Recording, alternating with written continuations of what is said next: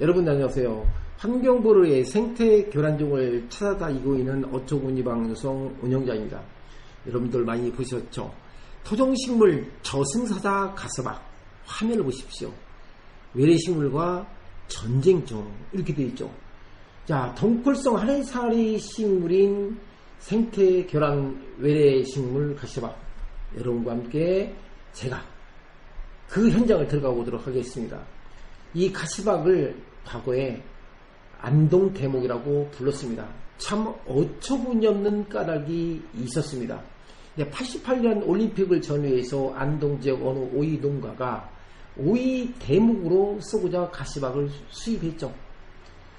개인이 직접 수입했다고 해도 안동의 농업기술연구기관을 통해서 수입했다는 의견도 있습니다.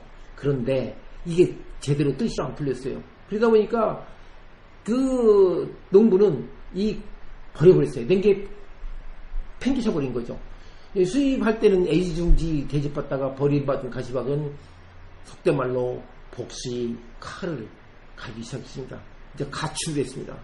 가출해가지고 우리나라 전국 방방곡곡에 이 토종식물 저승사자 가시박이 엄청나게 번지기 시작했습니다. 야금야금 우리 국토를 뺏어먹고 산과 바다 심지어는 강까지도 완전히 이 가시박이 쳐들어오기 시작했습니다.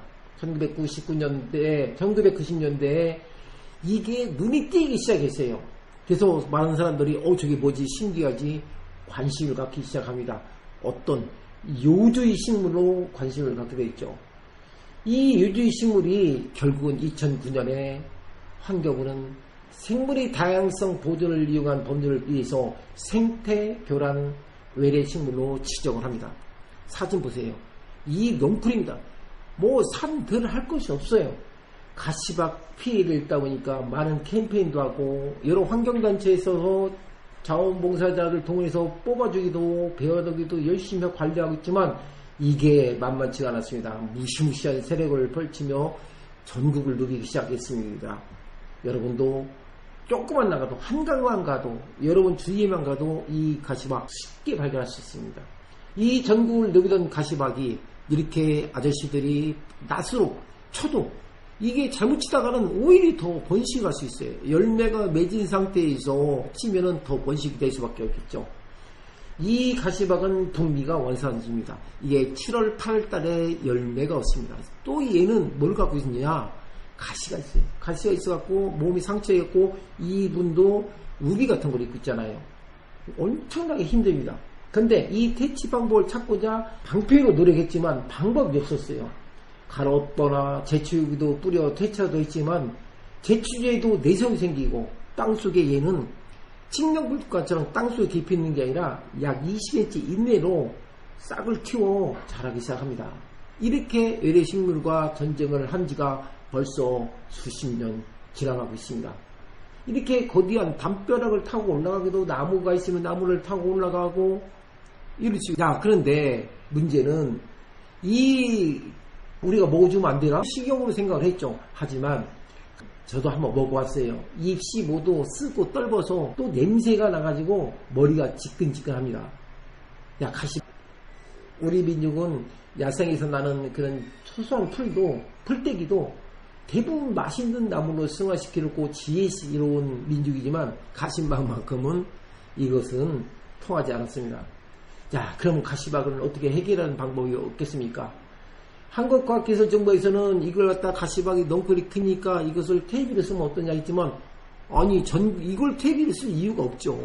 말도 안 되죠. 친환경 질소로 결론 냈었죠. 질소 비료로. 그런데 결론 냈지만 이 또한 그 비용이 만만치 않았다는 얘기죠. 그런데 결국은 실패로 돌아가고 말았습니다. 이 가시박 해결하는 방법이 있었습니다. 어떻게 해결했냐면 가시박은 4월달에서 5월달에서 싹이 틉니다. 단연생이 아니고 이 씨앗으로 틉니다. 그렇게 충분히 4, 5월달에 이걸 관리해주면 번식을 줄일 수 있죠. 제가 지금 하고 있는 것이 이 가시박이라든가 환삼덩굴이라든가 이런 지역이 어디서 지금 번식하고 있는지 저는 확인하고 있고 그 확인한 작업을 통해서 이 번식한 지역을 관리를 누군가 같은 뜻을 갖고 계신 분하고 같이 해주면 이 최소한의 그 지역은 막을 수가 있다는 얘기죠.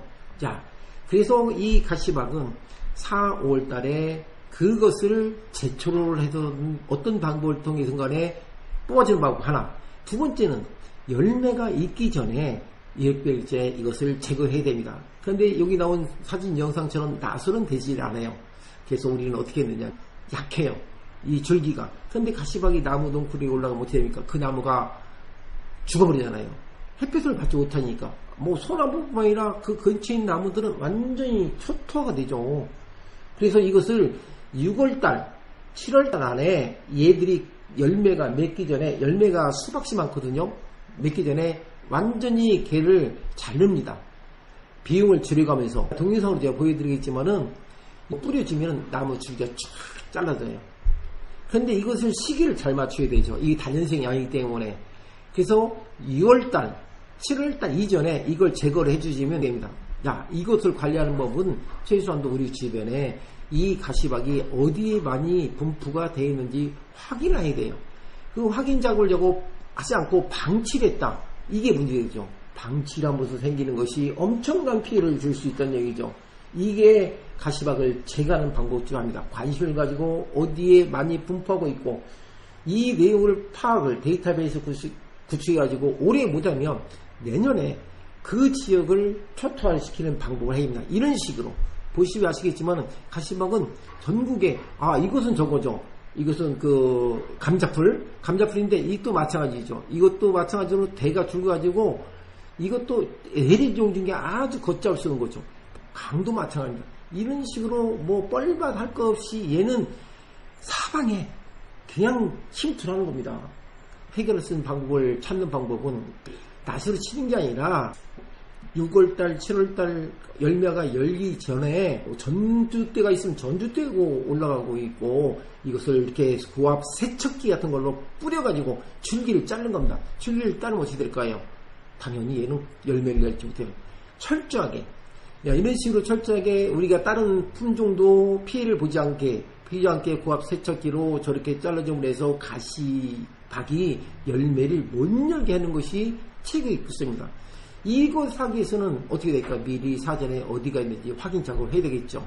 자, 이겁니다. 이렇게 풀로 제거하는 방법도 있지만 4월달, 5월달에 이렇게 초창기 때 제거하는 방법 아니면은 6월달, 7월 사이에 고압 세척기로 이런 식으로 제거를 해서 씨앗이 열매를 맺지 못하게 하는 것이 최고의 방법이라는 거죠. 우리 모두 관심을 갖고 우리 자연에 있는 외래종들이 사라진 날까지 저는 열심히 그 데이터베이스를 구축해서 여러분과 함께 공유하고 많은 분들이 관심을 가져서 함께 동참할 수 있는 그런 기회가 되었으면 좋겠습니다. 구독과 좋아요